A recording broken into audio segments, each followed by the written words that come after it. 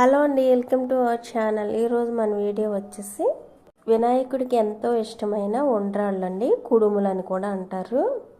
పప్పు కుడుములండి. కుడుములు చాలా ఈజీగా అయితే చేసుకోవచ్చు. మరి ఈ కుడుముల ప్రసాదంని ఎలా చేయాలో ఈజీ ప్రాసెస్లో అయితే చూసేయండి. ముందుగా ఒక గిన్నె అయితే తీసుకుని దానిలోకి మనం ఏ కప్పుతో అయితే వరి రవ్వ తీసుకోవాలనుకుంటున్నామో అదే కప్పునైతే తీసుకుని పావు కప్పు వరకు పచ్చెనగపప్పు అయితే గిన్నెలోకి వేసుకోండి. వేసుకుని వాటర్ అయితే పోసేసి 2 గంటలు కానీ గంట కానీ ముందుగా నానబెట్టేసుకోండి. 2 గంటల తర్వాత అయితే నేను చూపిస్తున్నాను. చూడండి, పప్పు అయితే బాగా నానింది. ఇప్పుడు శుభ్రంగా 2 సార్లు అయితే కడిగేసి పెట్టండి.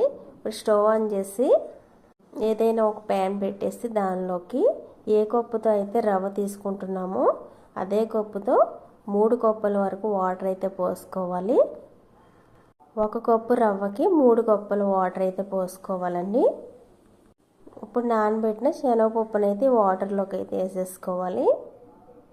మీరు తీసుకున్న రవ్వకి సరిపడా సాల్ట్ అయితే వేసుకోండి. నెక్స్ట్ వచ్చేసి 1 టీ స్పూన్ జీలకర్ర అయితే వేసుకోవాలి. 1 కప్పు రవ్వకైతే ఈ క్వాంటిటీ చెప్తున్నానండి నేనైతే.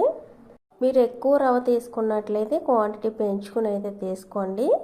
ఫ్లేమ్ మీడియంలో అయితే పెట్టి ఉడికించండి. ఉడుకుతుండగానే ఇందులోకి 1 స్పూన్ వరకు పచ్చి కొబ్బరి తురుము అయితే వేసాను. ఇది ఆప్షనల్ అండి, మీ దగ్గర ఉంటే వేసుకోండి, లేకపోతే స్కిప్ చేసేయండి. శనగపప్పు కొద్దిగా మెత్తగా అయ్యేదాకైతే ఉడికించాలి. చూడండి, కొద్దిగా పప్పునైతే తీసుకుని ఇలా ఇరిస్తే ఇరిగేట్టుగా అయితే ఉండాలి. శనగపప్పు ఈ విధంగా ఉడికినప్పుడు ఫ్లేమ్ మీడియం నుంచి లో ఫ్లేమ్లోకి అయితే పెట్టుకోండి. ఇప్పుడు పెట్టిన తర్వాత ఏ కప్పుతో అయితే మీరు వాటర్ అయితే తీసుకున్నారో అదే కప్పుతో 1 కప్పు వరకు వరి రవ్వ అయితే వేసుకోండి. వేసుకున్న తర్వాత గరిటెతో కలుపుతూ అయితే ఉండండి. ఇది తొందరగా అయితే రవ్వ వాటర్ని అబ్జర్వ్ చేసేసుకుంటుంది. ఫ్లేమ్ మటుకు లో ఫ్లేమ్లో అయితే పెట్టుకుని కలుపుతూ అయితే ఉండండి. నిమిషాల్లోనే ఈ రవ్వ దగ్గరగా అయితే ఎగురుతుంది. చూడండి, ఈ విధంగా దగ్గరగా ఉడికినప్పుడు కుడుములు చేయడానికి వీలుగా ఉందో లేదో ఒకసారి చెయ్యి అయితే తడి చేసుకుని ఉండ వస్తుందో లేదో చూసుకోండి. ఉండ వచ్చినట్లయితే స్టవ్ ఆఫ్ చేసేయండి. ఇప్పుడైతే నాకు ఈ కన్సిస్టెన్సీ వచ్చినప్పుడు స్టవ్ ఆఫ్ చేసేసాను. దానిపైన మూత అయితే పెట్టేసి కొద్దిగా చల్లారనివ్వాలి. చల్లారిన తర్వాత కుడుముల కింద అయితే చేసేసుకోవడమే. ఇప్పుడైతే చల్లారిందండి, కుడుముల కింద అయితే చేసేస్తున్నాను.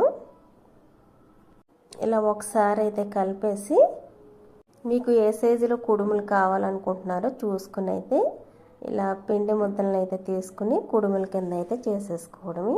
నేను కొంచెం మీడియం సైజులో అయితే చేస్తున్నానండి, మరి పెద్దవిగా అయితే చేయట్లేదు. ఈ విధంగా రౌండ్గా కుడుముల కింద అయితే చేసేసుకోండి. మనం ఈ కుడుములు స్టీమ్ చేసేటప్పుడు కొంచెం బ్రేక్ అవుతూ అయితే ఉంటాయి. మీరు కుడుములు చేసేటప్పుడు మటుకు బ్రేక్ అవ్వకుండా ఇలా జాగ్రత్తగా అయితే చేసుకోండి. ఈ విధంగా పిండి అంతటిని కుడుముల కింద అయితే చేసేసాను. చేసిన తర్వాత ఇప్పుడు స్టవ్ ఆన్ చేసి ఇడ్లీ పాత్ర అయితే పెట్టాను. దాంట్లో 2 కప్పుల వరకు వాటర్ అయితే పోసుకోవాలి. పోసుకుని వాటర్ మరిగించాలి. మరిగిన తర్వాత ఇడ్లీ రేక్ అయితే దానిలోకి పెట్టండి. పెట్టి దాంట్లోకి మనం చేసి పెట్టిన కుడుములను అయితే వేసుకోవాలి. ఇప్పుడు ఈ కుడుములను ఇలా వేసేసిన తర్వాత ఆవిరి పట్టించాలండి. కుడుములకి స్టీమ్ అవ్వాలి.